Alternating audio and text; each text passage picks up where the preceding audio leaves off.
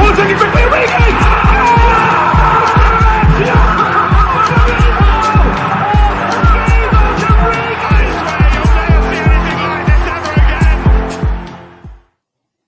Hello, everybody, and welcome back to another show of, what is this, Prematch Muti, brought to you by Goal Lounge. We've got the usual suspects, Mosa, Nick, Wonga, and Sello. We have the Tottenham man missing. I think he's too afraid what's happening. I think he's focused on the Europa game tonight, but not Wonga. Wonga's got full faith in his team. That's why he's made an appearance here. He can talk about the weekend's predictions, knowing that he's got full confidence in his team. Hey, Wonga. No, I do. I see that Aubameyang is not playing as well. But yeah, definitely, I've got faith in Nketiah, the young man. He's hungry for goals. Maybe one goal. As long as you win. Nope. Yeah, so what we're going to do is we're going to kick off with the Wolves-Newcastle game, just because we know that one of the sides are busy in Europe this week and the other isn't, so they've had a lot of time to prepare. So, Nick, what are the preparations happening there in Newcastle at the moment for this weekend's game? Wait, Wolves not in Europe, eh? Oh, well, thank you, Sello. I was just making sure you're awake.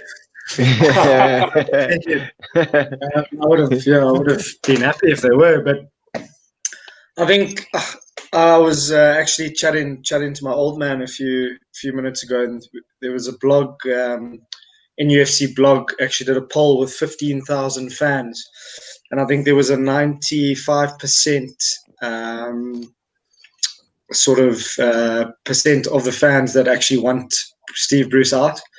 They think that he's taken us to as far as he can actually take us, because, I mean, you know, if you look at us on paper, we probably are a mid-table, maybe just in the top half if we're lucky, with the squad players that we have, but they're just not being coached properly. So I'm a little bit concerned this weekend. I do think Wolves, I watched them against Leeds on Monday night. They looked the real deal. I mean, Traore was on the bench.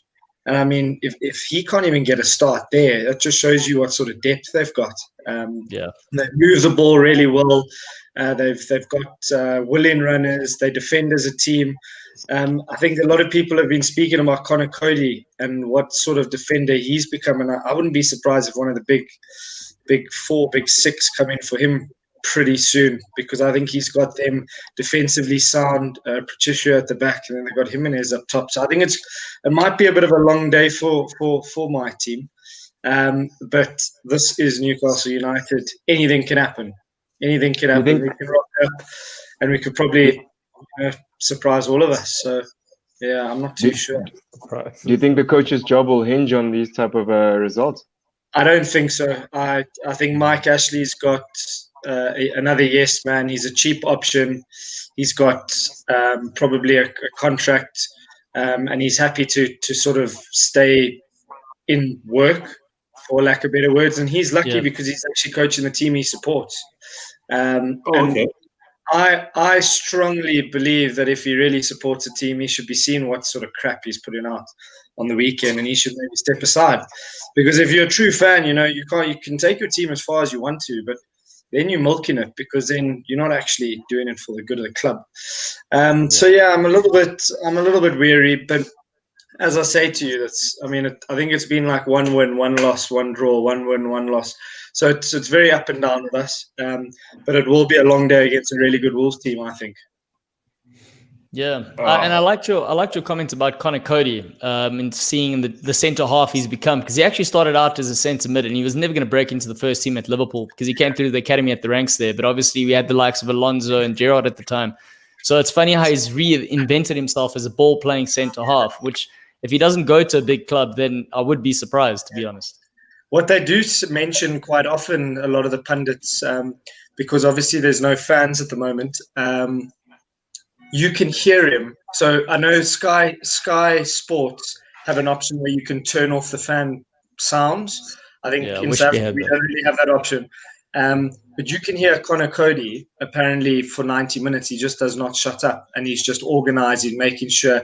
And I actually heard this comment first when he actually played for England. and they said the whole of Wembley is echoing with Conor Cody's voice because he's just shepherded everyone.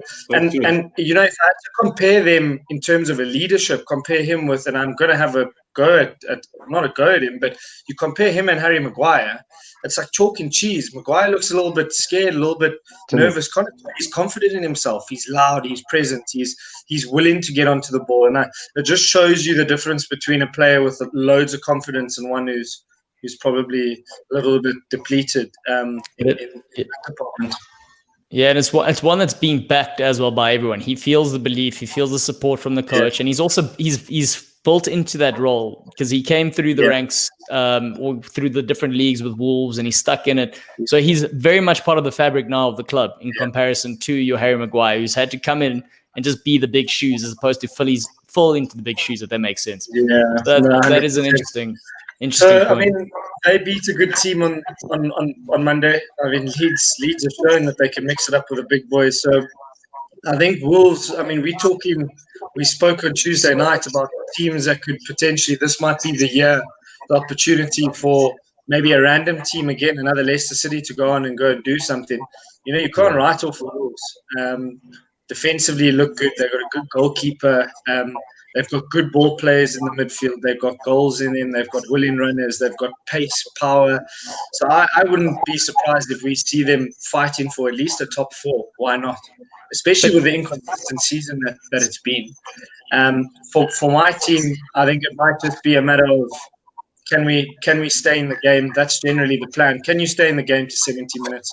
Maybe we've got a goal. We've got goals in Callum Wilson. We've got delivery with Fraser. We've got St. Maximin. Yeah. We've got on our day. We've got some game changers, but it's just I don't think they're really being coached into a really. We don't really have a tactic or a strategy of how we would play, because if it doesn't really work as plan A, plan B sort of falls away. So, yeah, I think we hopefully get a draw, maybe a win. But I wouldn't be surprised if Wolves go on and dominate it. Like you're ready to sack the coach. Yeah, he's been asking. How many years does he have left in his contract? I don't even know. I think he signed a 3-year deal initially, so he must be 2 years, two seasons left. But I mean, he's just there because of Ashley. And he's an easy deal to get over the line. It was a bit of a scramble. You lose Rafa Benitez. Oh, let's go get the savior, Steve Bruce, the guy with the most relegations, the guy with the worst win rate in the Premier League ever, because he needs a job. You know. I will say this though, Nick. I will say this: if that Saudi deal had gone through, I would have loved to have seen. I don't think it would have happened. But a Nuno Espírito Santo from Wolves be the man to take charge at Newcastle. I just feel like it's the perfect sort of club for a man like that. 100%. And I mean, I think Mourinho had just gone to Spurs. But if you follow Mourinho's story, Mourinho's got a love for Newcastle that I think not many people know up until recent times. But Sir Bobby Robson, who is a Geordie and he obviously coached us, taught him everything he knew. And talking the bus yeah, I mean, he was a Geordie. What did he say? He said talking the bus and all. Talking the bus. I think he's got I think Viers Boas also worked under Sir Bobby Robson. So I think it is an attractive club if the project is right. St. Maximin said something quite interesting when he signed his new deal, that he is now ready and focused after discussing Newcastle's project and what they have planned for the next couple of years. If anything, before the deal got removed. Someone's a good salesman there at Newcastle. That's what's going on. There's one or two things. He's either been told that the deal might go through with either Saudi or an American owner or something like that. Or potentially he's just been sold dreams and Steve Bruce is all of a sudden going to become a good manager. Then he's just really stupid. Or he's maybe just chased the money. If he gets game time, you know, it's enough for the club will sell a player like that if he's done well enough. The only thing is, like with the tactics of the club, he's not necessarily going to shine as much as he would if he went to Yeah. another side like a Sheffield agree. or you know. I think also that just drives his price up. So when we do sell him, if his contract's a bit bigger, then his price just becomes a bit larger. But we'll just have to see.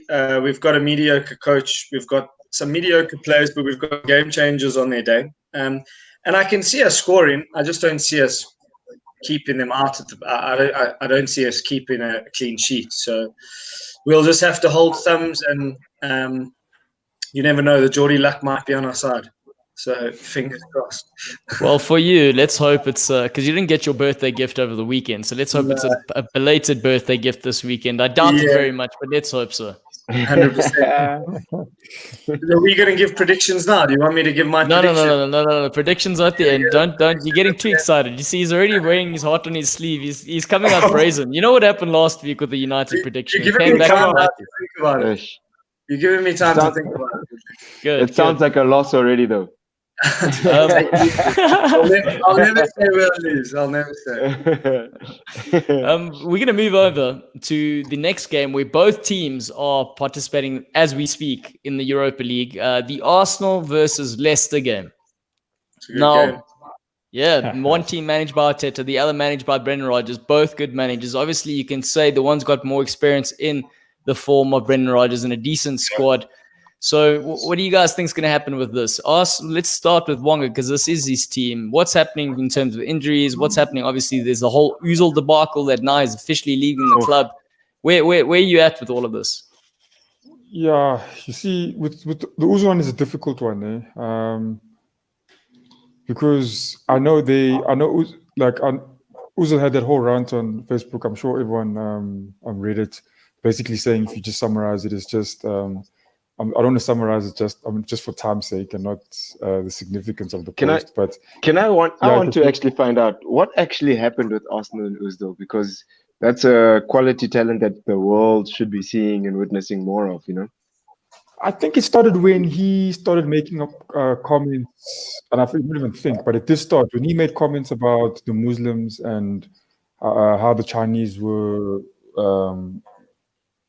let's say, tracing them basically. He made comments, and I think, if I'm not mistaken, he is a Muslim himself. And then he made comments about that.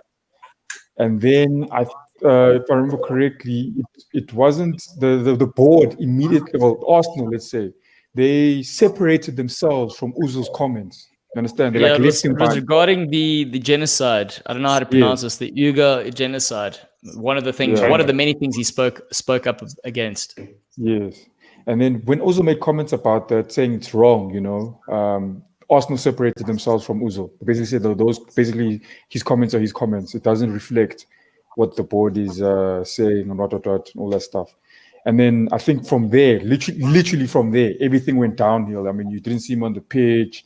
Everyone was, and I mean, his game performance after that also on and off.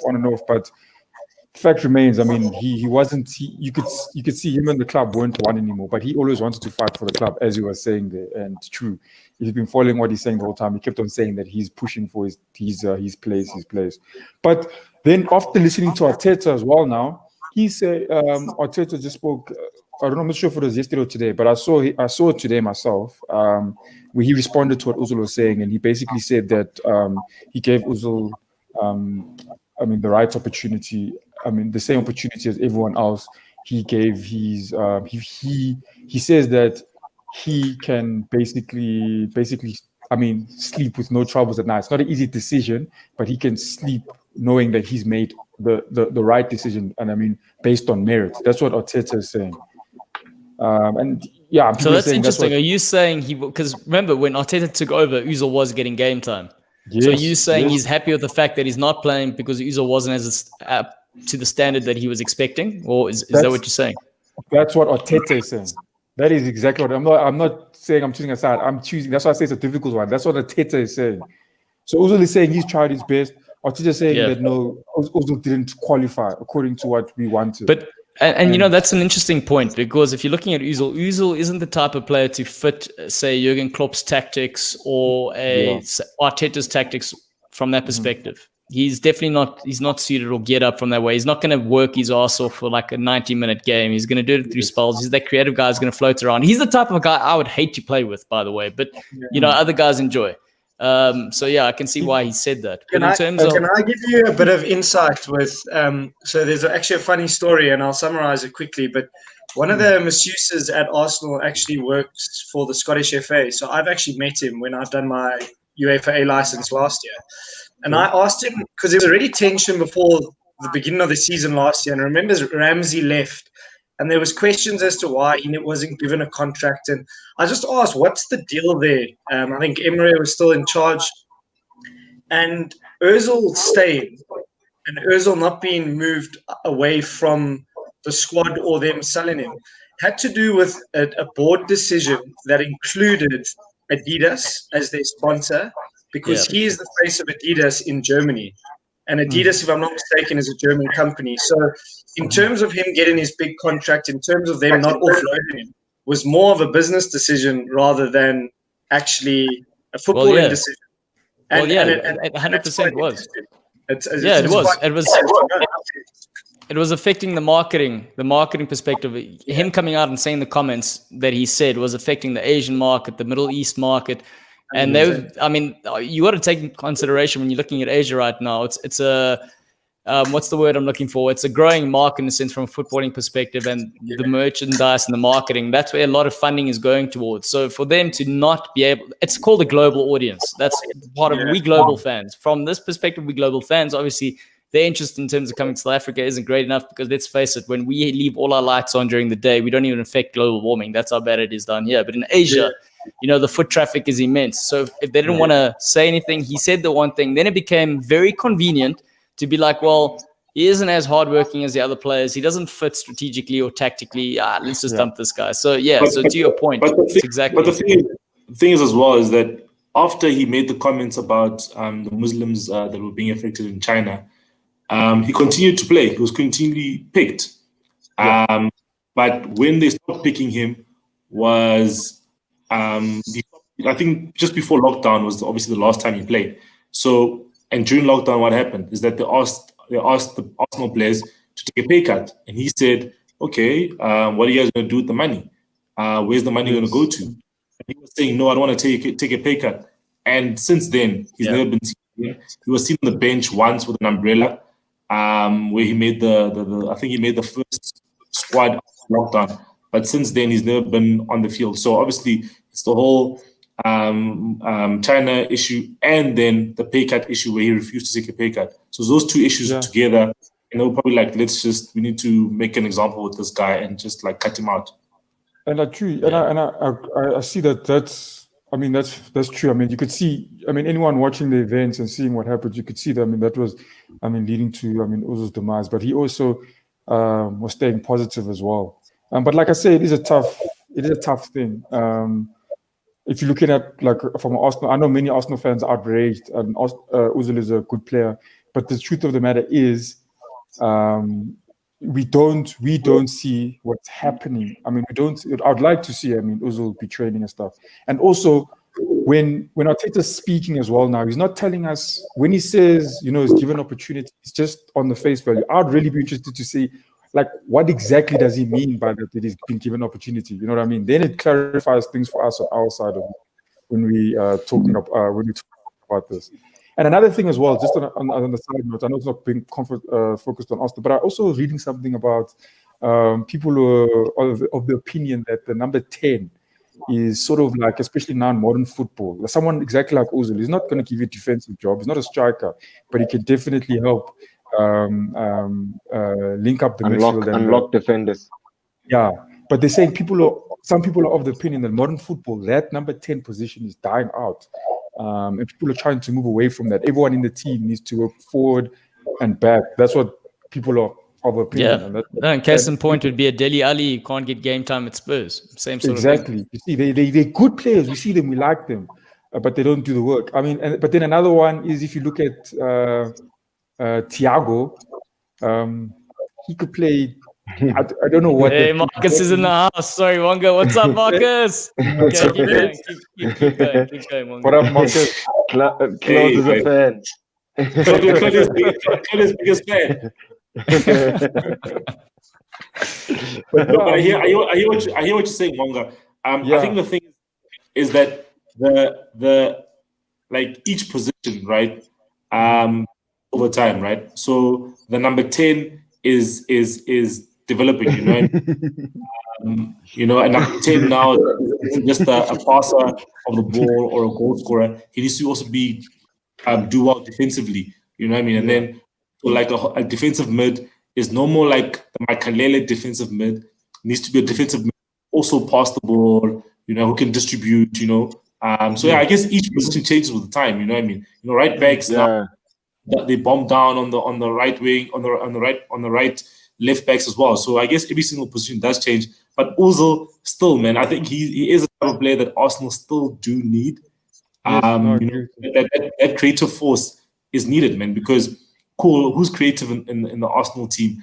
We can say Willian, we can say Ceballos, but then that's basically about it, because then the others are pretty much attackers. I think with the jersey number 10, I think like what I've always learned or heard from people mentioning before was that generally world football follows the styles and the formations that the teams that win the World Cup portray. So you'll find like in maybe 10 years ago, you'd find Spanish football was at its helm, and you'd find that number 10 role would have been diminishing. You'd have a number 6 and an 8 like Iniesta and Xavi in there. And then afterwards, you'd find World Cup winners like Germany in the realm, where it's also kind of tricky to point out to number 10. Ozil was that kind of player for them, and that's why it is such a tricky thing as well. Whereas France won recently, and then you can't really signify where the number 10 is in that structure. So it's like it follows those type of, in my understanding of football, it follows those type of trends and flow of who's winning competitions and how do they form up and how do you then try and approach it in a sense. That's why Sello thinks Firmino's defensive striker, because currently they play that like type of football, which is it wins a lot, and they don't have an out-and-out number 10. It speaks to Kane, for example, also changes his game to that sort of perspective, except he's offering more than what Bobby's doing at the time, because he's coming deeper and he's playing balls in behind. So it does, when you've got a striker or number 9 traditionally doing that in the game, Can I just address these guys? I'm wearing a Kaizer Chiefs shirt to show that the PSL 100% fair. 100% fair. I'm not going to be. Yes, we beat PSG. You know, come on, man. You know, we always beat PSG. Come on, man. Come on, Marcus. We always beat PSG. Come on. It's the first time we're in the competition with them for like 3 or 4 years. To this, though. I know Silo's getting a bit butthurt out here. It's fair, because he's a confused guy. It's all right. We're talking about the Premier League. The guy brings out a PSL shirt. We don't know what's going on. But coming back to the whole number 10 thing, the number 10 role becoming redundant is to the fact that your traditional number 9 is offering more to that number 10 role than what a traditional number 10 is doing. But Wonga, just to get it back onto the railroads here in terms of the Leicester and Arsenal game, what do you think is going to happen between these two sides? You've got Wate on the other end, and you've got an organized Arteta side. So do you think there's going to be enough there? Or how do you think this is all going to shake down? Claudio, yes, you know, I'm always on the fence, but definitely I want my team to take this one. I think they can do it. Leicester, they are. I mean, they've shown, they can score their goals, but they also got their weaknesses at the back. I haven't looked at the stat, but I'm pretty sure Arsenal's conceded less than Leicester this start of the league. So I think defensively you are doing a good job starting. For me, I think I keep on forgetting about him is Martinelli. I know he's making his way back to recovery. I don't think he'll feature in this next game, but yeah, he's also one player. I mean, Arsenal. I mean, we sometimes think. I mean, up front, I think he's one player that I'd like to see. I would have liked to see in a match like this, because he's going to be. If I had him and Aubameyang, I think that would be. That would be a good strike force. I mean, put a lot of defenders under pressure. Martinelli loves doing that, and if he's got Aubameyang behind him as well, I think that's a good strike force for Arsenal. But yeah, I think defensively we'll be able to do the job against Leicester. Jamie Vardy, yeah, I mean, on his day, he'll just hit the ball. He'll close his eyes and hit the ball, and it'll go in the back of the net. Score amazing goals. But I honestly do think Arsenal has what it takes to win the game. Is Vardy fit? Because obviously he didn't play the last game. That Leicester played against Villa. So I'm wondering, and also what's that? Their centre back Soyuncu just got injured and he's out for 3 months. So they've got some injuries. Soyuncu, Didi is out. So I think obviously Arsenal will obviously have already an advantage. Going into the game, where their best defensive-minded players are not available. It'll be interesting to see if Vardy's available. Yeah, is Aubameyang available? That I'm also not too sure. He's not playing today. That's what I know. Okay. He's not playing today. Yeah, and they're just for a score update for the Europa League. They're currently 0-0 at the moment at halftime, Arsenal. Yeah, and I'm getting feedback. They're saying that they're playing horrible, but I mean, sadly, the players are there. I watched like 10 minutes of Arsenal again. Yeah, Europa League. But that's also what I've noticed as well is that, I mean, Arsenal, we've looked at them as during the ages, Arsenal as a high-scoring team, fluid-flowing football. I think that is there still. The fluid football is still there, but based on the results I've seen this season, I think it looks like they're just trying to get themselves organized and playing their way of their football. If they win 1-0, 2-0, that's fine, but it doesn't look like I wouldn't say they're free scoring. No. I think this season and towards the end of the last season and this season, it's all about getting the results for them, building that confidence, get back the winning attitude and winning culture back on board, and then they can start building from there.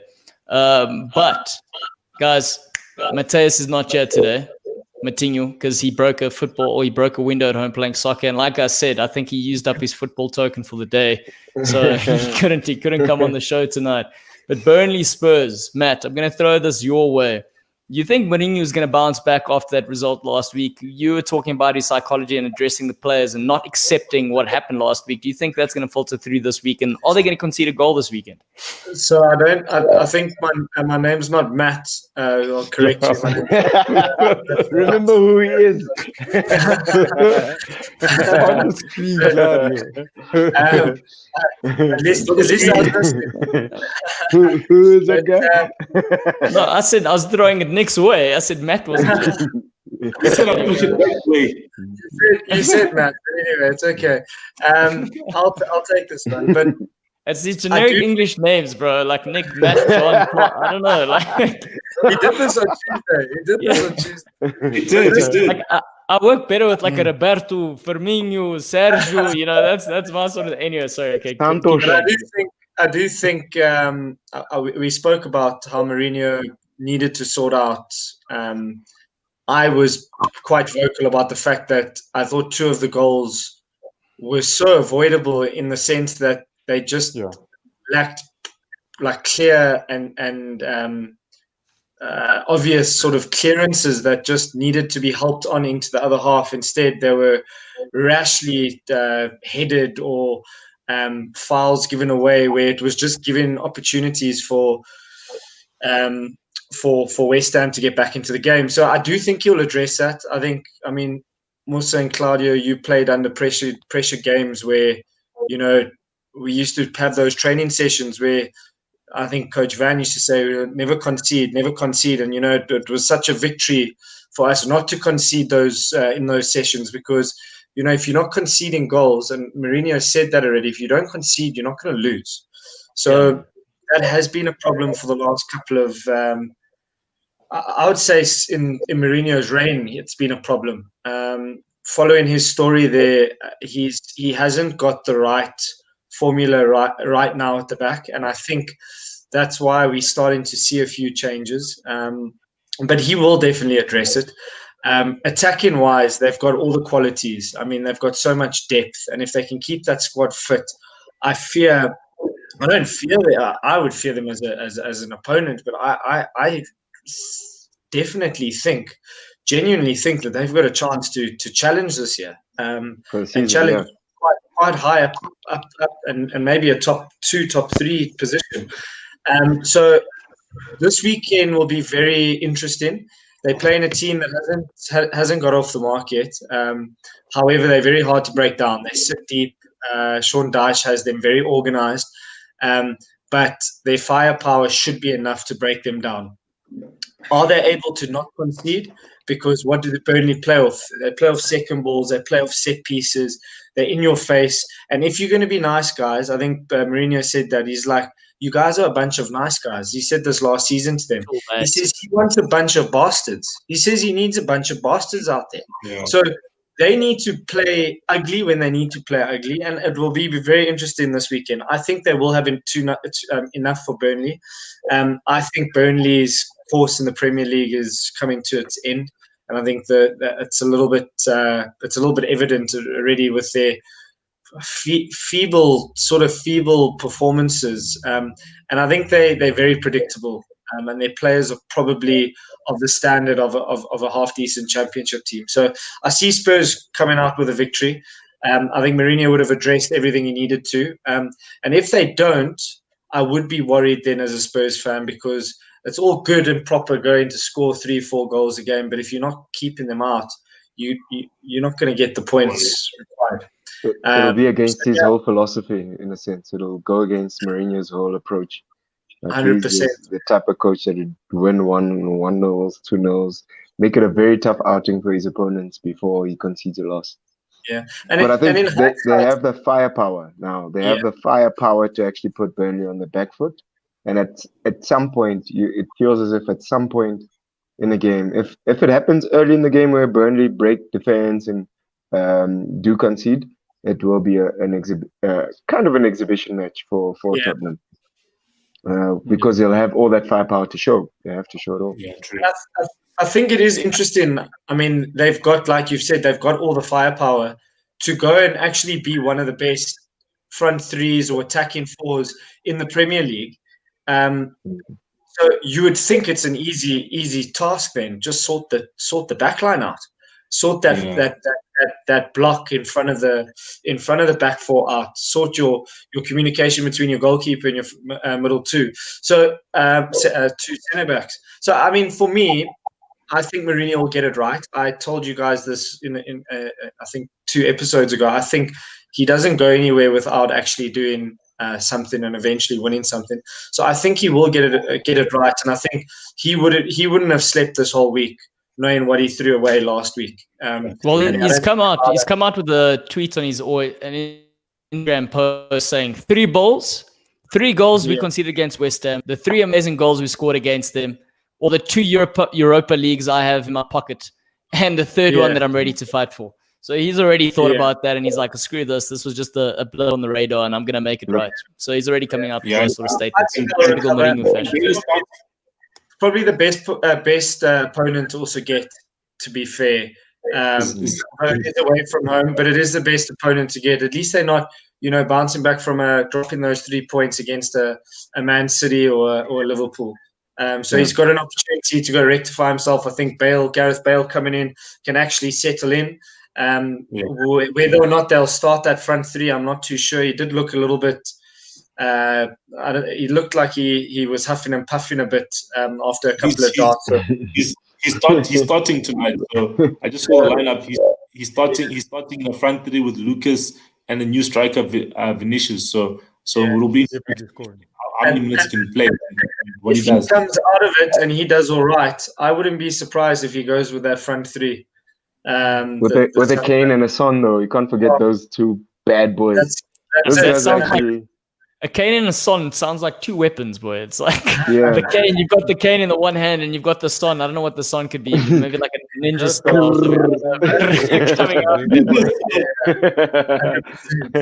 But I think it should be a comfortable one for them, and I think they will get back to their best. And it'll be interesting to see if he makes any changes at the back. I think I had highlighted Sanchez and Aurier making 2 very unnecessary mistakes, just not clearing the ball and fouling in an area when the game's done. The player's facing his own goal. He's got that in his game. Aurier's and that's why they were actually trying to replace him. They were trying to get rid of him. and for some reason they didn't. I don't think they managed to bring anyone in, but it's because he has that moment where, yeah, they got him. I mean, I suppose they got him in, but what happened to why is then Aurier starting ahead? Is Doherty to have an injury still? No, I think especially in the last game is that Doherty played 390 minutes for Northern Ireland in the international, whereas Aurier played I think like 1.5. So I think he was more fresh, and Aurier had a great game against Man United. Yeah. So that's the thing with Aurier is that you don't know what you'll get on the day. You'll get like one of the best right backs ever, or get like a guy who makes errors. They tactically use Aurier. When they play Aurier, they use that sort of. Marino gives him freedom to play very close to the front three. Front line. And you normally find him, especially in the balls developing on the one side. He finds himself in the box, either for another cutback or for an opportunity to score, which he did recently. They don't necessarily do that on the other side, and it normally just sort of mitigates his risk in terms of the transition. And they'll normally, just because of his pure pace, or he is so quick and powerful, and sometimes maybe he's probably better as like an attacking player. When he defends, he worries me a little bit because he bites in areas where he doesn't need to and gives away unnecessary fouls. But he's very effective going forward. He's technically very good. He's got a good strike on him, a good cross, and obviously loads. He's of got pace. a bit of. I think the only downfall is the fact that he's got a bit of a Kyle Walker in him, and I'm so glad. You know what? We should have had. Why is that a downfall? A Kyle Walker, man. That guy's how experienced is he? He does something stupid every time. Like he's got that loose cannon vibe about him. Yeah, true. Yeah, but so thank you very much, Nick, who was our mat for tonight. We need to get your spare Spurs shirt just in case. Before we move on, I do like the fact that you mentioned that Burnley do look on their way out. They kind of have the Stoke vibe about them now, where they've had their run in the Premier League and it's about time to dip out. And to Marcus's point in terms of them not having the fans, it just shows the big difference that the fans make for a club like Burnley. But we're going to move on. But to the next game. Yeah, you tell me now with the Liverpool sort of, what's the feeling at the moment? It's been 2 weeks since the horrendous, or 3 weeks since the horrendous sort of 7-2. Very strange game against Everton, and I've been looking at this one thinking you need to come back here. And I don't know what's the camp feeling like, Claudio? You guys did very well to get a draw against Everton, if you ask me, man. That was a very good Everton. You know what? That was the talk for Tuesday, Mosa, if you were there. So we're not gonna. They did very well yesterday to hang on in Amsterdam. Yeah. No, man. I think a lot of positives need to come out from the game yesterday. I think. Obviously, it was all doom and gloom after the news with Virgil van Dijk. That's one of the things, unfortunately, when you have one of the, if not the best player in the world at centre-half getting injured for the whole season, you're going to start rethinking and ticking the boxes, and there's going to be a bit of a panic from the fans' perspective. But the positives last night was that we do have our second best centre-half in the likes of Fabinho. Him and Gomes had a good run out together.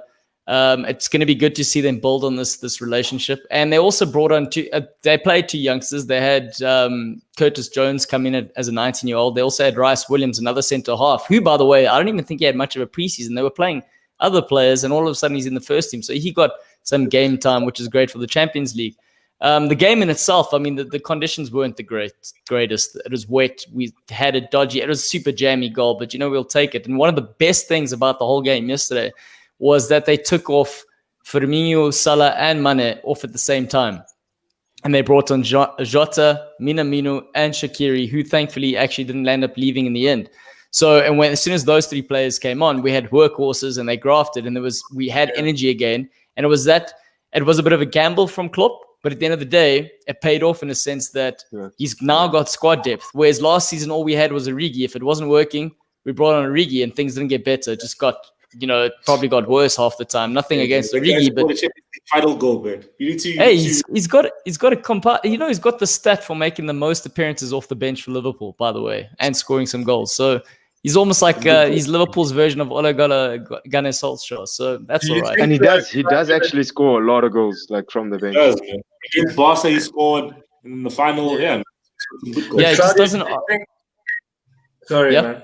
Do you think though that it's a tricky one coming from two sort of you drop points in the last two league games. You kind of needed to get that winning feeling back, no matter how it was. It was a scrappy goal. You got the victory. I think that's going to hold you in good stead going forward. I mean, it's fortunate that you had the European game, because going into your third game against Sheffield United, ideally, more than likely you are going to win the game, but I think that might settle any nerves that anyone possibly had. I don't know if you agree with me.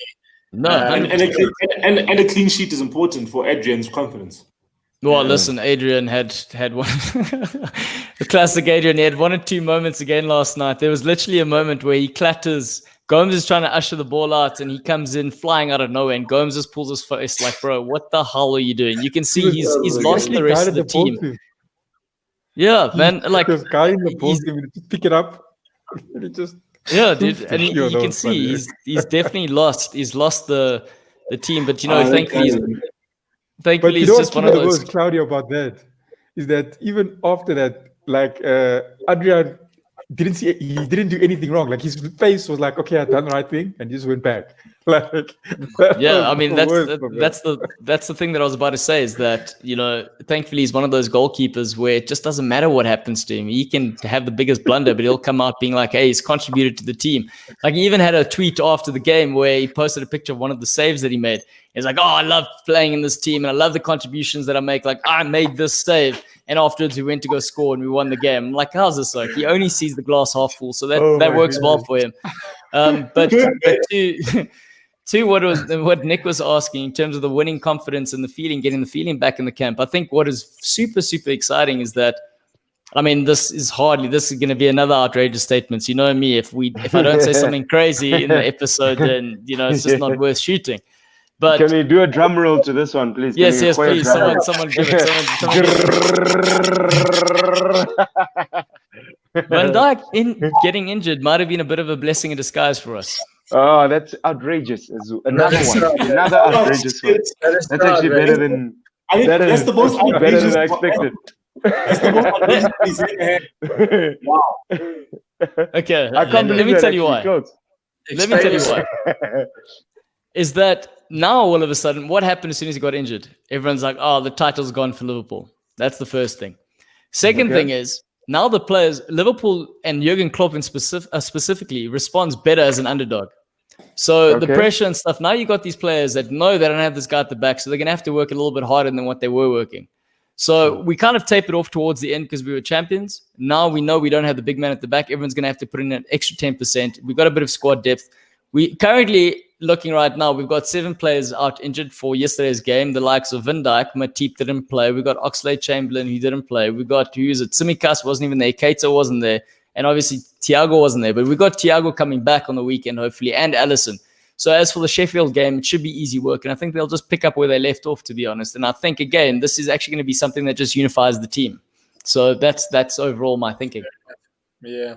Those are very solid points, but you can't underestimate the value that Van Dijk has brought to Liverpool in any degree, because before he was there, Liverpool was a very strong team with very similar players, but they weren't. The shop wasn't closed at the back, and it opens that problem up again. Look, I'm not saying we're going to go run off and score 100 points or 90-something points this season. I'm not saying that at all. I'm just saying from a team morale perspective, it gives them more. Because remember, everyone was saying beginning of the season, Liverpool, what's their motivation now? They've just had 2 back-to-back killer seasons.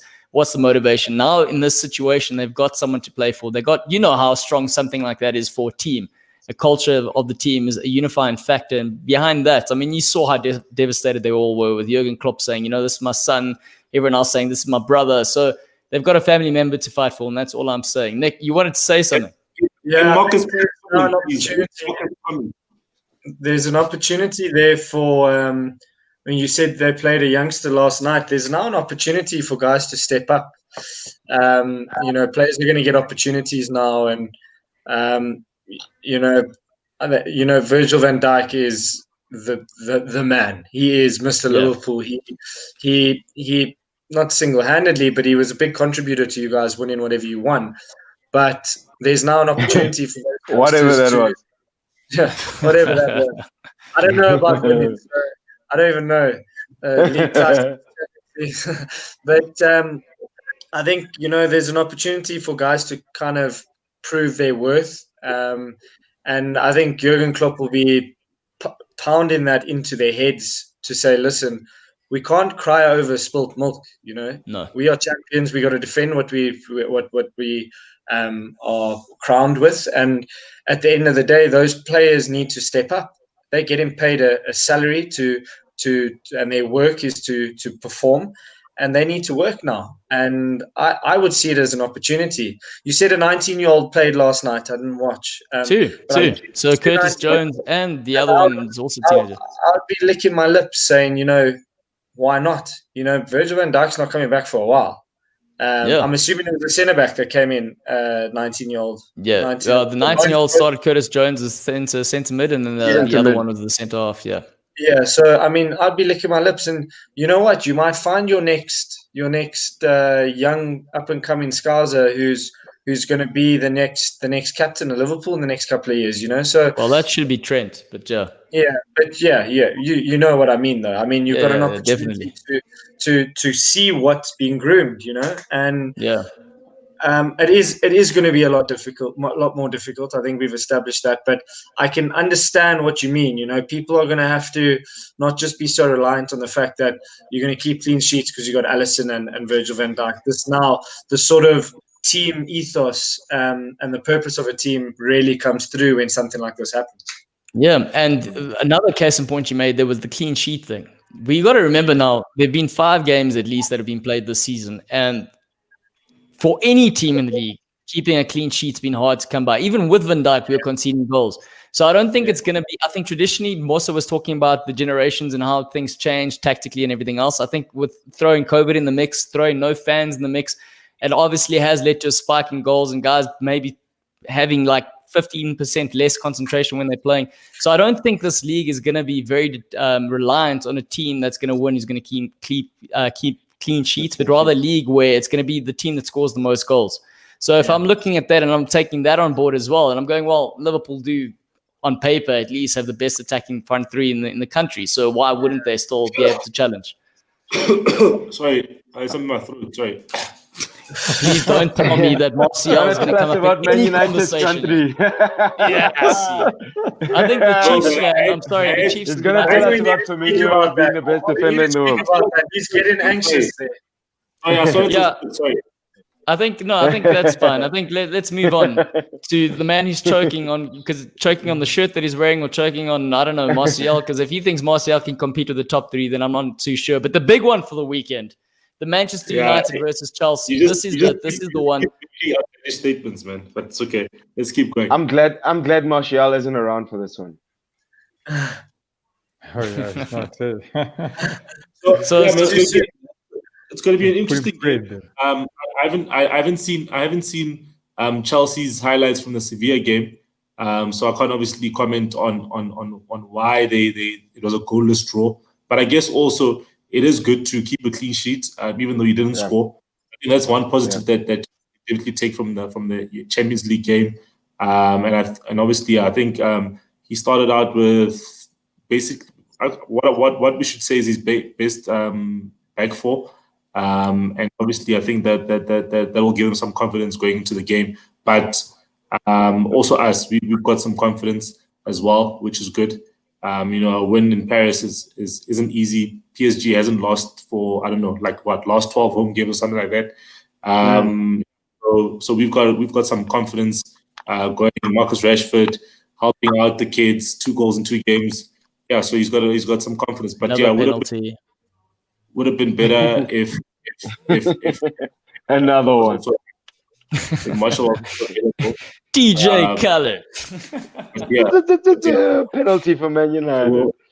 So we'll see how it goes on the weekend. Yeah, I'm quietly very reserved and very fearful of this outing with Man United. If Rashford plays in any way that he played over the weekend. I'm quietly concerned. I know you guys don't have Martial, which helps me settle my mind.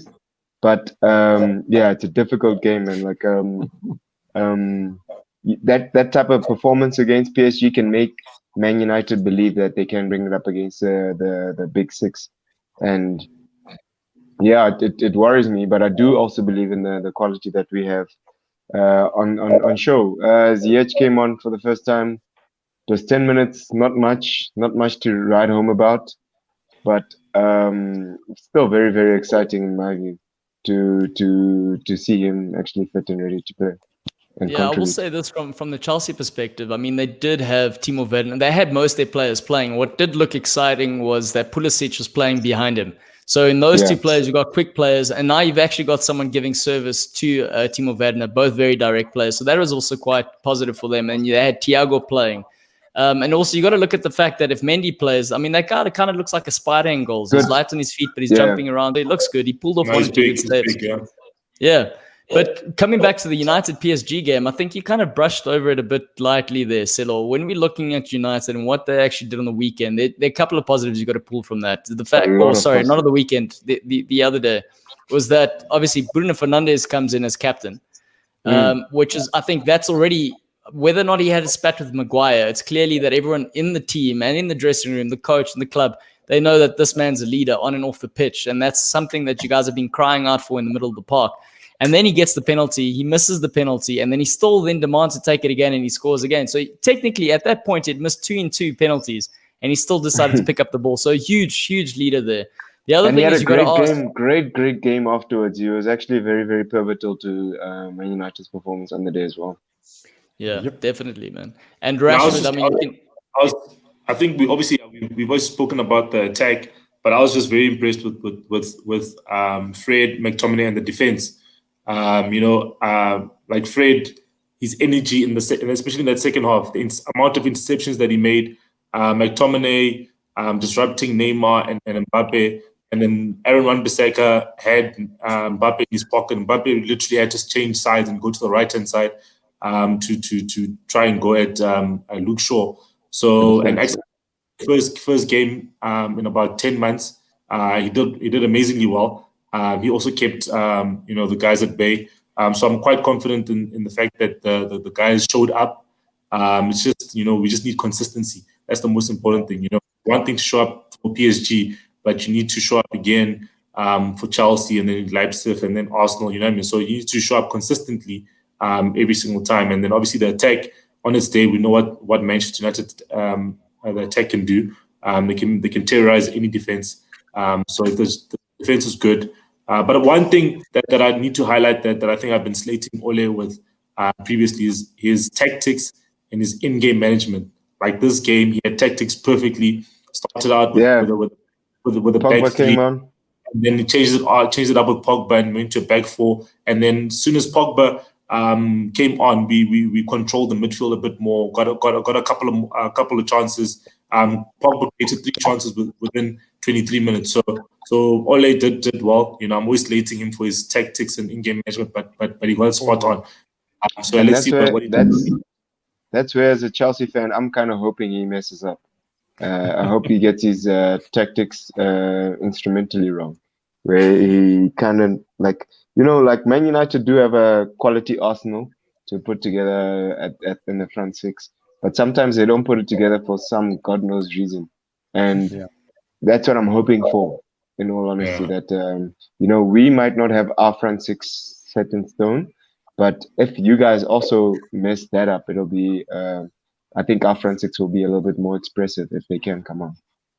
Yeah, but they both arguably at a different phase. Like if you're looking at Chelsea this beautiful puzzle that you've seen in the store and you bought it and it was like a 1,000 piece puzzle and you're like, oh yes, this is beautiful, I want to buy it and I can work on this thing. But as soon as you take all the puzzle pieces, you're not sure where to put them all to finish the puzzle. And that's kind of where they're at the moment, and that's what Frank is dealing with. So when Kevin says Ole has Frank's number, you could also argue that maybe Ole is better, or he knows how to manage a bigger game because that's where his strength lies. He does well when the team, like a PSG, has to come at a United and they can catch him on the counter. Like it genuinely looked like Rashford was on the N1 on Tuesday. So it was one of those, and I think he got rewarded in the end because he's also given the time and space. Very different dynamic. A PSG Neymar and the goal that he scored wasn't even watching the game. He was walking back to the centre half. He wasn't even attempting to close him down. Whereas I do think that dynamic is going to be very different when Chelsea take them on, largely because they are more organised. And if Lampard sees any player walking, they're going to be in trouble. And they've got a lot of pace. They've got a lot of pace up front. I'd be happy to see a Maguire back there again. Please put him back on, guys. Give him the armband. Give him everything you need to give him to put him back on. He used to raise his hamstrings. His hamstrings still a bit tight, man. I wouldn't be surprised. We had someone who asked the question on Twitter, and he said, "Do we think we're going to see a back three centre halves with United when they take on Chelsea with Axel, Shaw, and Maguire?" Sello, what are your thoughts centered around that? Hey man, I feel you must reward the guys that played very well against PSG. You know, it's not easy to mark Di Maria, Neymar, and Mbappe. And keep them to no goal basically because there was an own goal. So I feel if he goes for a back three, keep the same back three. But if he goes for a back four, then rather play Axel and Lindelof together. Because you must just reward the players that did well. You know, reward McTominay, Fred, everyone who played in that game, who started, except for obviously Martial, who is suspended. Then start everyone else and then tweak a couple of things. You know, maybe depending on who he decides was Teles and Shaw at left back. But yeah, I don't see any reason to be bringing back Maguire yet. And also, if he does have an injury, he's not 100%. Rather bring him back. Rather play Maguire against Arsenal or against next season's teams or whoever we play after Arsenal. You know. You know. So.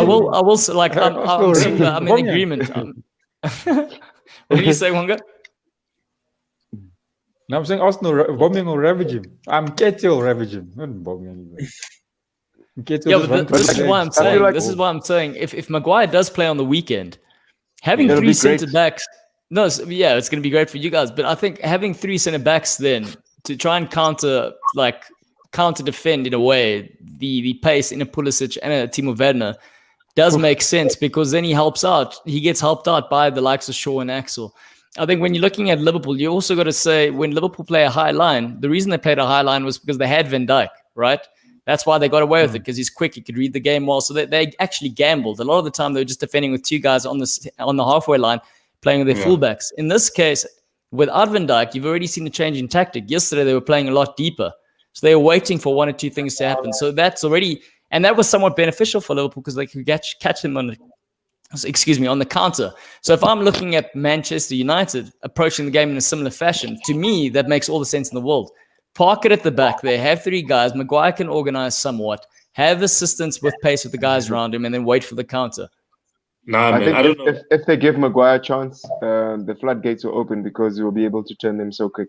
He'll be a player that's trying to, express himself, get on the ball a lot, and try and be influential in the game. Whereas against a team with so much firepower and so much pace, Maguire would be perfect. He'd be the guy that's the chink in Man United's armor that we could kind of find a way in there. Whereas Wan-Bissaka, it's very difficult, especially when he's tracking back. His slide tackles, his timing when he's going back is very, very good. I don't know when you're going to see him actually miss out on a couple of those chances and cause penalties and cause free kicks and cause a lot of havoc in those areas. But like Maguire would be an easier target if you look at it that way. He'd be the place that a Werner would go, a Havertz would go. I'd even put a Ziyech because then you just need more activity around there to keep him on his toes and keep him faulty. Keep him as faulty as he's been over the past season. So that's what I'd be hoping for as a Chelsea fan from this. I am happy that Martial isn't playing as well because it does take away a lot more to think about in the front attacking force. And historically, he likes to score against Chelsea. Yeah. I'll be honest, guys. I've never been on the Martial bandwagon. I think he's got moments. I definitely think I tell you, I don't like those sort of players. I think he's got the moments, but I mean, take case in point, for example, against PSG. What kind of professional player goes up for a header and closes his eyes? Explain that to me. Just explain that. It happens all the time. I've seen Cristiano Ronaldo also close his eyes once I've seen people do that as well, man. I've seen Pogba block his face while it was a free kick and it was a penalty. You know what I mean? Who puts his hand in front of his face? You know what I mean? United players. Okay.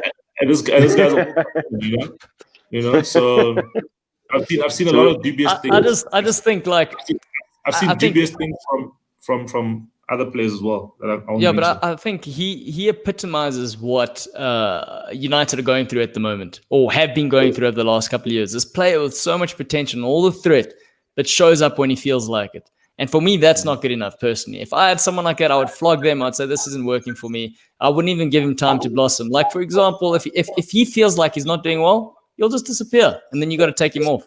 As opposed to Rashford, for example. Take Rashford into consideration. So last season, he didn't feel like playing. Towards the end, he did all right. When the whole team started playing. The whole team was playing well. But no, before that, don't forget, he scored 23 goals in all competitions, right? And he had 11 assists, right? So that means he contributed 34 goals. And he was carrying the team when Rashford got injured before lockdown. So before lockdown, there was no Rashford, right? Was this pre or post Fernandes signing? This was pre and post. Pre and post. Yeah, he scored. This is pre and post. You know what I mean? After lockdown, right? I think he scored. He was the third leading goal scorer in the Premier League after Antonio and I don't know who was second. Whatever. He scored, I think, like six goals after lockdown, and like Antonio scored like 7 or 8, whatever. You know what I mean? And but that's 6 goals out of his 23. So where was his other 17 goals, Claudio, in the season? You know what I mean? Obviously, I think you don't watch Man United as much as I do. And that's all good and well because it's similarly to Mourinho, right? The football isn't great. You'll tell me about Mourinho and where obviously we obviously split in terms of opinions about Firmino. You know what I mean? I've seen lots of Liverpool fans. Whoa, Sello, no, this isn't. No, we're not going down this path again. No. I'm not saying that. But look at my opponent this weekend. He's saying that he's happy that Martial's not there because he knows what Martial can do. You know what I mean? Because Martial is a direct runner, and Martial is more clinical than Rashford. Rashford needs more opportunities to score. And what I'm saying is, sure, Martial doesn't need many opportunities. He's not as good as Andy Carroll. He's not as good as Andy Carroll, bro. All I was saying is that Martial Liverpool signed him for £35 million. He's crazy. Is that you know Martial will show up. I'm not talking about showing up for a big game. We know he will. And for me, that's the issue. Like, he shows up for the big games, fine. But what I also want to talk about is that you've got another player who scored 17 goals last season, 19-year-old Mason Greenwood. He wasn't in the squad on Tuesday. He wasn't in the squad on the weekend. There have been rumors coming out of the club in terms of him having a disciplinary issue, and they're trying to nip that in the bud. If we go back to the England situation, having girls in the room and whatever, him being late for training, all these things. For me, personally, if I got to compare the two players, that's a player I'm more excited about because if they get it right and they mold him, then he becomes a superstar. So what is happening at the moment? What is the thought behind? Obviously, an up-and-coming player. And you don't want to burden him with too much responsibility. You know what I mean? And you don't want to overrun him. He's only turning 18 or just turned 18. So obviously the reports of him coming late for practice is not good. I think he needs to watch himself. I think previously he's been sheltered by his father, by Solskjaer, but just recently he's obviously, I don't know, man. It's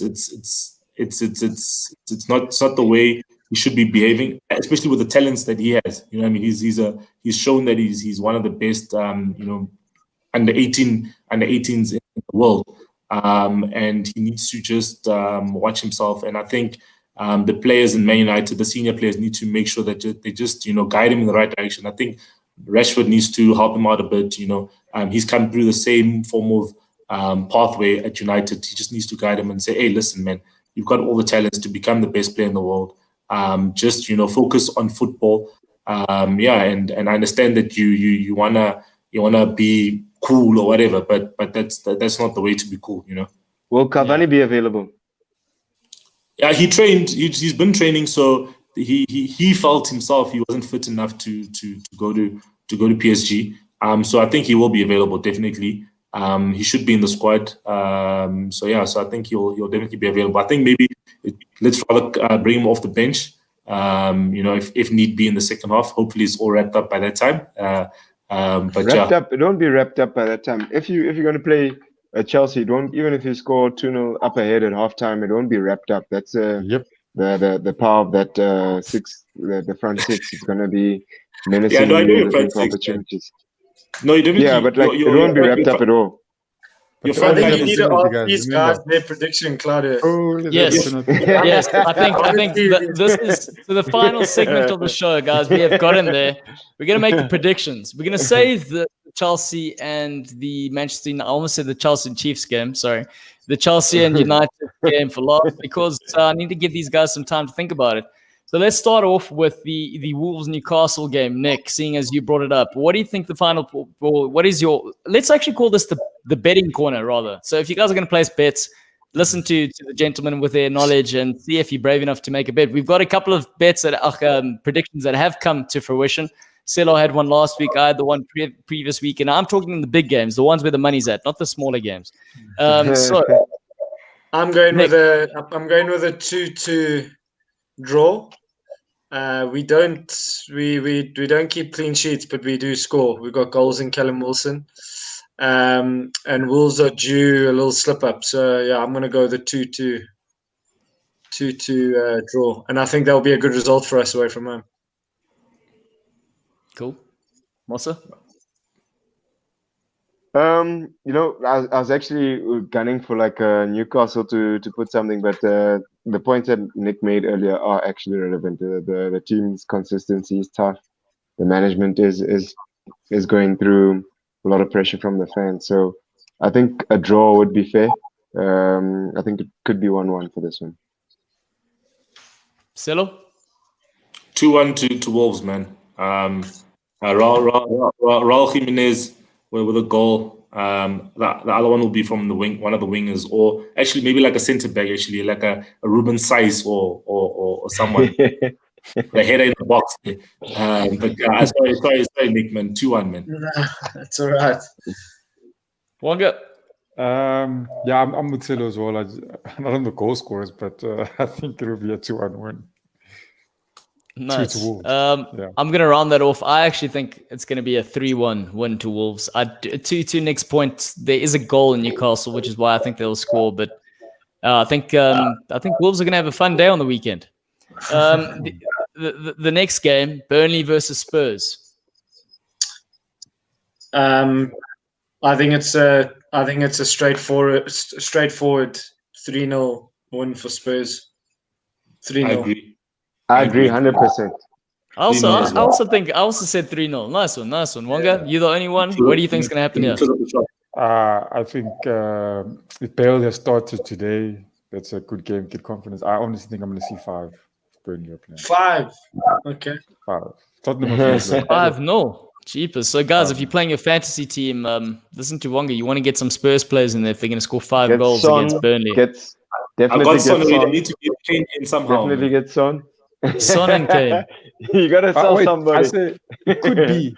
Sorry. It could be a 5-1 because there's no clean sheets now. 5-1.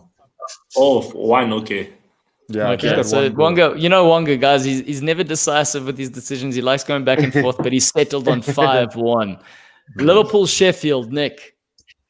I'm going for a 3-1 victory for Liverpool.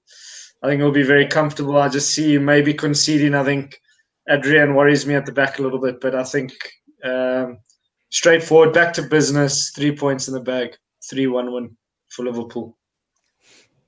Yeah, I think they'll probably figure out the back four with Fabiano and Gomez. They've had they're probably traveling today and figuring out how they're going to work it out. But I think they'll probably have to keep a clean sheet to build confidence. Alisson might be back. which will help. So I'm thinking 3-0 to Liverpool. Yeah, I think 2-0. How much? 3-0. 2. 2-0. 2-0, yeah. You don't think Firmino is going to get a goal on the weekend? I think Mohamed Salah will get a goal. That you can put some money on this weekend. Mohamed Salah to get a goal. So captain for fantasy, yes or no? No, I don't know. I don't know if he's going to create an assist. I think guys, if you want to captain anyone in fantasy, you got to captain Kane or Son, man. He's doing the thing. According to Wonga's prediction, that's one the goal, one. 1 assist. 1 goal, 1 assist. That's what they do. Minimum 1 goal, 1 assist a game. So those are the people you captain. Salah will score them. How's your fantasy league team looking? Who's he talking to? Sello. Sello, yeah. Since he's giving out predictions. Mine is rubbish, man. It's rubbish. It's a rubbish fantasy, actually. Yeah. So please, everybody, don't take what he said seriously. Ignore everything he said. If you look at the bottom, you have the top risk. 6. Yeah, at your own risk. It's a full disclosure. We have the top 6 in our Goal Lounge Fantasy League. These at the bottom. That's actually what's showing at the bottom is our top 6. What am I saying? Top 6 leaders. Sorry, Wonga. What is your prediction of the Liverpool Sheffield game? 4-1 to Liverpool. 4-1 to Liverpool. I actually reckon 4-2. I say 4-2 to Liverpool. They're going to be goals. I think Sheffield, if Ryan Brewster gets to play, I think they might have a goal in them. Arsenal, Leicester. Nick. I think Arsenal will get their victory that I thought they would get last week. Leicester looked a little bit shaky against Villa. When was it? On Sunday. Yeah. I don't know. Without Vardy, they don't look as sort of as natural in terms of going forward, and I don't see the sort of goals in there. He might be back, and he'll always be a threat, but I think Arsenal 2-0 win, I think, is on the cards for them. And they look solid at the back, Arsenal, so I'm going to give them a 2-0 win. I think Arsenal are going to lose 2-0. I think they don't have the outlet of Aubameyang, and they don't have like too much firepower on the front, so that's going to hamper their effects harshly. And like Leicester do come up for these big games and do want to express themselves fully. So yeah, I think 2-0 to Leicester. Hey man, Aubameyang scored tonight, so he's back, man. He's back. Hey, okay, that changes. And he scored. Yeah, him and David Luiz scored. 2-1. 2-1 to Arsenal in the 88th minute. So David Luiz and Aubameyang. Okay. Nice. Okay, if he's back, then yeah, it could change the story. 2-1 still. I think Leicester will try and bulldoze the game. It's kind of awkward saying that, but like I feel like they've built themselves into that top 6 position where they can actually try and throw their muscle into a game. No, I think it'll be 2-1 to Arsenal. I think the fact that Söyüncü is out for at the back for Leicester, they haven't since the City game they've dropped off, which was surprising because we all expected them to be in the top 3 currently, but then they've obviously lost the last 2 games against Villa and West Ham, which aren't. Okay, Villa's obviously been hot, but like West Ham's not the hottest team in the league this season. So I think 2-1 to Arsenal. Yeah, I'm saying 3-1 to Arsenal. Hey, yes, conviction there. Yes, man, Wonga, it's about time there. Yeah, I'm going to echo what you guys are saying. The defense, we look sharp. David Luiz as well is looking like I don't know what it is, but maybe he's somehow got his head a bit level. Not making erratic decisions. But yeah, I say 3-1 to Arsenal. 3-1 to Arsenal. I'm going to go with the 2-2 draw. I think they're both going to walk away with the points. I know Rodgers knows how to upset a party. So, yeah, that's what I'm leaning towards. Next game we're going to talk about, we haven't spoken much about it, but the prediction we're going to give rather is going to be the West Ham Man City game, largely because, they're fighting for the title and West Ham did just come back from a miraculous 3-3 comeback. So, Nick, take us away. I think this will be straightforward for Man City. I think Pep needs to start getting a sort of run going here, especially with the inconsistent start for most teams. I think if anyone can get a good sort of run and establish himself in that top 3, top 4, it will go a long way. So I think they'll win 2-0. I think it will be comfortable for them. Yeah, I don't think Pep will have to change too much to get a result from this game. They travelled well for the game now in Champions League, and they looked the part. So I think they should get a 2-0 victory from it. I say 3-1. Yeah, I think West Ham will have some confidence, but just not enough confidence. So the confidence will just get them a goal. But yeah, City 3-1. Yeah, look, if Aguero's back and they're playing Mahrez, they're not changing much. I say 3-0 straight. Could even get 4. Against Arsenal, they looked pretty decent. I don't know. They just look like. Let's say if they could keep the form, they're winning 3-4 now. I would say. Yeah. I think Wonga's showing his true colors tonight. I think he's revealing to the public that he's quite a betting man. He likes the big bold statements now. He was shy. He's finally come out of his shell. Yeah, What do you think? These bets. I reckon, like I'm also a betting man, so I think you guys know where I'm leaning towards this. I reckon David Moyes to spoil the milk and give Pep Guardiola a glass of sour milk. So I think 2-1 to West Ham, because my boy Antonio, if he plays, if he has a good game. The guy that's better than Messi and Cristiano. I didn't say he was better. I did not say that. I love how the words get twisted. I said on his day, he's as effective. Yes. See, these are Nick. Listen to how these guys twist words. You shocked my ass, sir. You shocked my ass. Wow. I said on his day, he is as effective with those players as he is for West Ham, for their sides. Wow. Anyway, point is, last prediction, Man United, Chelsea. Nick. I see goals. I see lots of goals. I see a Man United team that is very vulnerable. I see a Chelsea team that looks good, but also very vulnerable. But I think the home ground advantage is going to play its part. I think it's a 3-2 win for Chelsea. That's it. We're at Old Trafford, man. So. No, you're not. Is it Old Trafford? It is. Yeah, that's why I found that quite interesting. Really? But yeah. But it's fine because the Champions League game I think was at Chelsea, and yeah, man. From my side, it's good that you had a goalless result against Sevilla. Very well organized team, very good team that can actually produce the goods on any occasion. I think it's very beneficial that Man United will be missing Martial. I hope that we can express ourselves with having I wouldn't be saddened by the idea of having a ZH and Havertz on the field together, because I feel like if we put Man United on the back foot, their defense is the toughest part to break down, or not the toughest, but the easiest part to break down. Whereas if we're to try and play them out the field in the midfield and in the striking department, it would be difficult. So I'd give that 3-2 to us as well. I think it will be a high-scoring game. Both defenses are trying to get to know each other. Man United have the same problems that we have. You're gonna have a defense which is, if Maguire isn't back, it's a defense which is trying to get to know each other and trying to get to figure out the best formation at the moment. We have conceded a lot of goals, and I think that will continue over the weekend with guys trying to express themselves. So 3-2 to Chelsea, in my view. I'm thinking 2-1 to Man United. Yeah, I just think that Chelsea, they don't have it figured out at the back. They've conceded a goal pretty much in every single game. Except for the last one. In the league, though, in the league. So I think yeah, we also don't have it figured out at the back.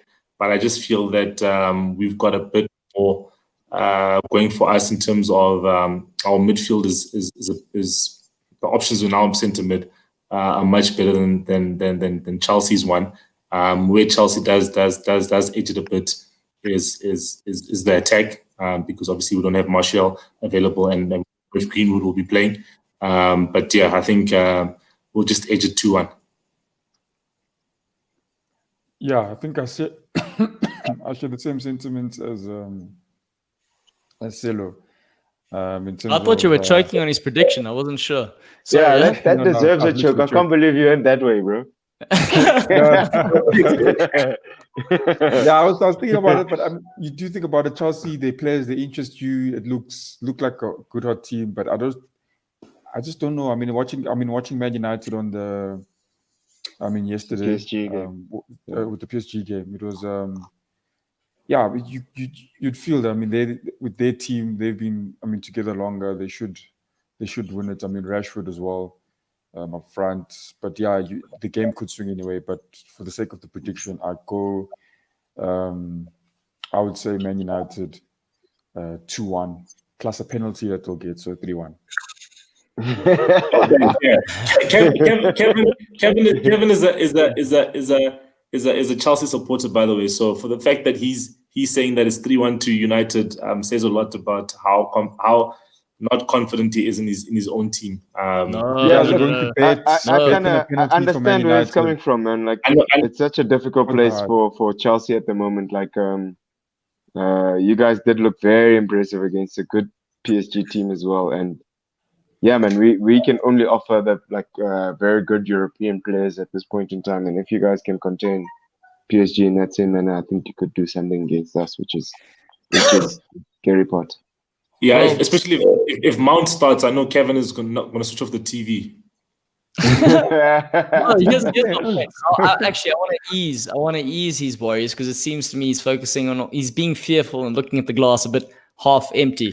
For me, I see the game ending, and I'd written this down before, so I like the fact that you guys all went with this as well. I think the game is ending 3-2 to Chelsea, despite the fact that Ferguson is in the stands, because let's be honest, that's going to be the only home ground advantage. And I think Mason Mount is going to score the final goal, and I can see the headlines now. Ole's pressure mounts. so that's how I'm ending it. Guys, thanks for watching. Yeah, I'm ending it. Thanks for watching, everybody. Don't forget to like, don't forget to subscribe. We enjoy Kevin. We need to find a new host. We need to find someone who's going to wear his United jersey and not his Amakosi jersey. That's what we need to do. That's fair, especially after getting back into UEFA Champions League. Well done and welcome, by the way. It's been a while. We need to find a new host, guys. So that's how we're going to end. I just want to say thanks again to everyone for tuning in. We'll catch you again on Tuesday for the second episode of, guys, can you say it? The cool down. The cool down. Let us cool down. I wonder what Claudio will come with the cool down. Yeah. You're gonna be ice cold. Those cool down. It's cold as ice. Blue ice, guys. Yeah. Thank you very much. Cheers.